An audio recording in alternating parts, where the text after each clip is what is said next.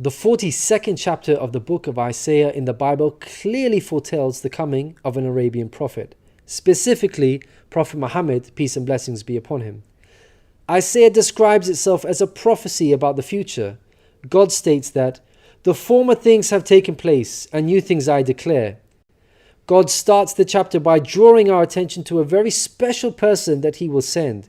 He describes this person as my servant, whom I uphold, my chosen one in whom I delight.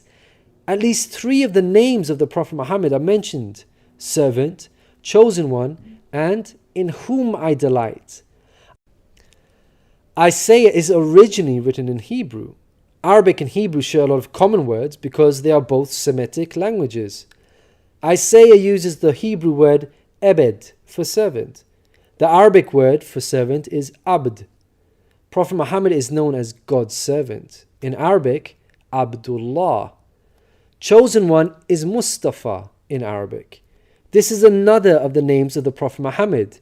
The one in whom God delights in shows that this person is beloved to God. Habibullah in Arabic, which means beloved of God, also happens to be one of the Prophet Muhammad's names. In Isaiah, God also reveals the location of this special person. He states, "Let the wilderness and its towns raise their voices. Let the settlements where Kedar lives rejoice." Out of all the nations on earth that God inspired Isaiah to mention, he chose to highlight Kedar's location, so we should pay special attention. Throughout the Bible, Kedar and his sons are linked to Arabia.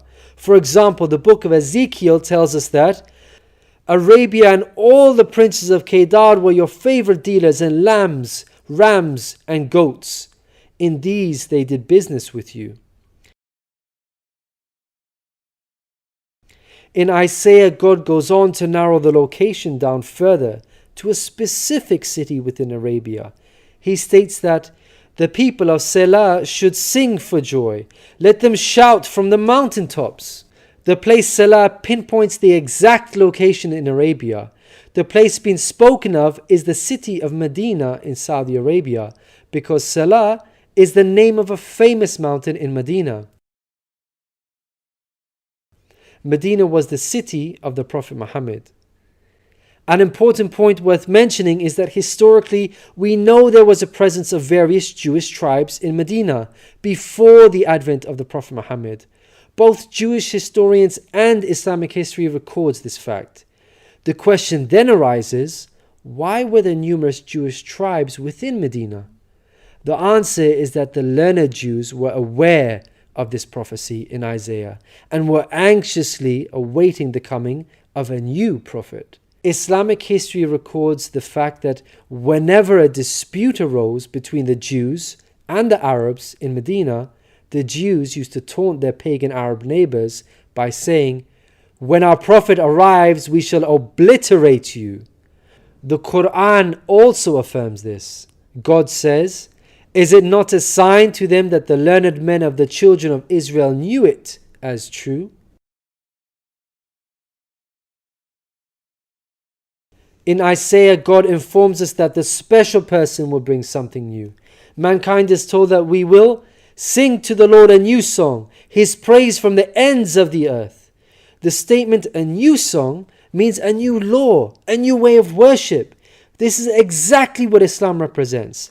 The emphasis on the new song here is singing the praise of God all over the earth. The Quran opens with the statement, "Praise be to God, Lord of the worlds," and is recited by Muslims all over the world during prayers every day. The new song cannot refer to Jesus because he did not bring about anything new.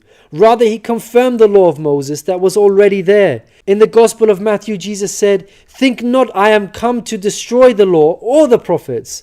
I am not come to destroy, but fulfill." Jesus obeyed and followed the law of Moses throughout his life. Jesus didn't sing a new song. He sang the same song of Moses, the Torah. Moreover, the disciples of Jesus also followed the law of Moses, even after Jesus departed. In the book of Acts, we are told that the disciples looked to the Torah for guidance. For the law of Moses has been preached in every city from the earliest times. In Isaiah, God emphasizes the universal mission of the coming person by mentioning that he will be made a covenant for the people and a light for the Gentiles. Gentiles means non-Jews. The Quran confirms the Prophet Muhammad, peace be upon him, was sent to the whole of mankind, Jews and Gentiles alike. In the Quran, God tells us, "We have sent you, O Prophet, as a bearer of glad tidings and a warner for the whole of mankind, but most people have no knowledge." The verse in Isaiah cannot apply to Jesus, because in the Gospel of Matthew, Jesus said, "I was sent only to the lost sheep of Israel." In Isaiah, God further states that he will lead the blind by ways they have not known. Along unfamiliar paths I will guide them. The pagan Arabs at the time of the Prophet Muhammad fit this description perfectly, because they had not been sent a messenger prior to Muhammad. The Quran bears witness to this. God states that Muhammad was sent to warn a people to whom no warner has come before. The verse in Isaiah cannot apply to Jesus, because his people, the Israelites, had already received a multitude of prophets from God. In Isaiah, God emphasizes that this special person will be sent to those who trust in idols, who say to images, "You are our gods." The whole of Arabia at the start of Muhammad's prophethood consisted of idol worshippers. Again, this cannot be a reference to Jesus, because his people, the Israelites, were monotheists and not idol worshippers. Moreover, Jesus explicitly told his disciples to stay away from the idol-worshipping Gentiles, the exact opposite of what God prophesied in Isaiah. The Gospel of Matthew tells us that these 12 Jesus sent out with the following instructions: do not go among the Gentiles.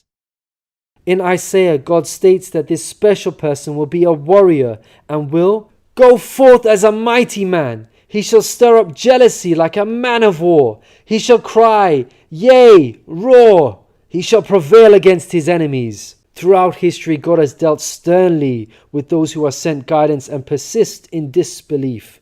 Prophet Muhammad, peace be upon him, had to engage in many battles with the idol-worshipping enemies of God and ultimately prevailed against them. By comparison, Jesus did not triumph over his enemies. According to Christians, he was crucified by them. Moreover, Jesus wasn't interested in fighting. He was not a man of war. He was a pacifist, according to the Bible. He said such things as, "For all who draw the sword will die by the sword," and "My kingdom is not of this world. If my kingdom were of this world, then would my servants fight." In Isaiah, God gives us a list of momentous achievements for this special person. Chief of these is that the idol worshippers will be turned back in utter shame. Not only did the Prophet Muhammad conquer Mecca, the pagan capital of Arabia, but by the end of his life, in just 23 short years of prophethood, Arabia had shunned idol worship and now worshipped the one true God of Abraham.